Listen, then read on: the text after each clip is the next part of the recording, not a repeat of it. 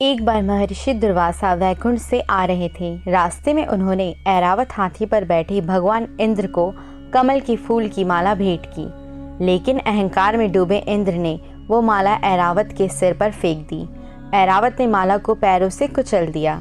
इससे दुर्वासा ऋषि क्रोधित हो गए और इंद्र को श्रीहीन होने का श्राप दिया। इस श्राप के कारण इंद्र ने स्वर्ग का राज्य खो दिया। राक्षसों ने स्वर्ग पर कब्जा कर लिया। स्वर्ग का राज्य फिर से पाने के लिए भगवान विष्णु ने इंद्र को समुद्र मंथन करने और उससे निकलने वाले अमृत को देवताओं को पिलाने के लिए कहा। ये काम केवल देवता नहीं कर सकते थे, इसीलिए इंद्र ने राक्षस राजा बलि को समुद्र मंथन करने के लिए राजी किया। समुद्र मंथन के लिए मंदराचल पर्वत को मथनी और नागराज वासुकी को रस्सी बनाया गया। विष्णु भगवान ने कछुआ अवतार लेकर मंदराचल पर्वत को अपनी पीठ पर उठाए रखा। देव दानवों ने समुद्र मंथन किया तो समुद्र मंथन से 14 रत्न निकले। सबसे पहले समुद्र में से कालकूट नामक भयंकर विष निकला। उस विष की ज्वाला से 10 दिशाएं जलने लगी। इस पर सभी ने मिलकर भगवान शंकर से प्रार्थना की। उनकी प्रार्थना पर महादेव जी उस विष को हथेली पर रखकर उसे पी गए, लेकिन उसे कंठ से नीचे नहीं उतरने दिया।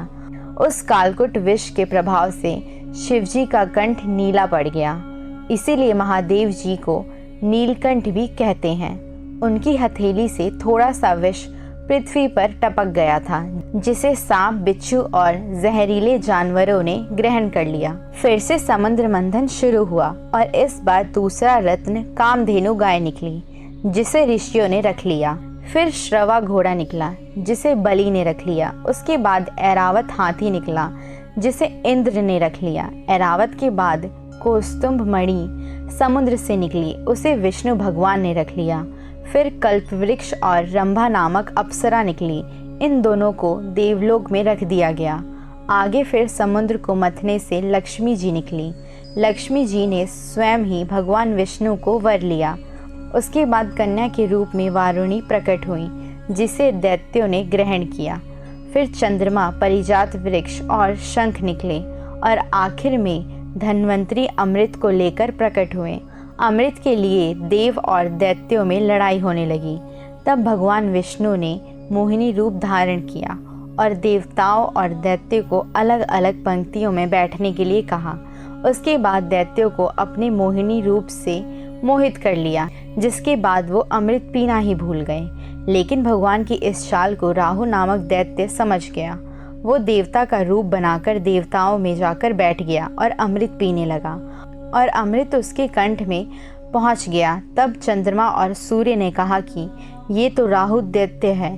ये सुनकर भगवान विष्णु ने अपने सुदर्शन चक्र से उसका गला काट दिया। फिर भी अमृत के असर से उसका सिर अमर होने के कारण भगवान ब्रह्मा ने उसे राहु और केतु नाम के 2 ग्रह के रूप में मान्यता दे दिया। इस तरह समुद्र मंथन खत्म हुआ और देवताओं को उनकी शक्तियां वापस मिल गईं। ऐसे इन्फॉर्मेटिव वीडियोस देखने के लिए हमारे चैनल ध्वनि एस्ट्रो को सब्सक्राइब करना ना भूलें।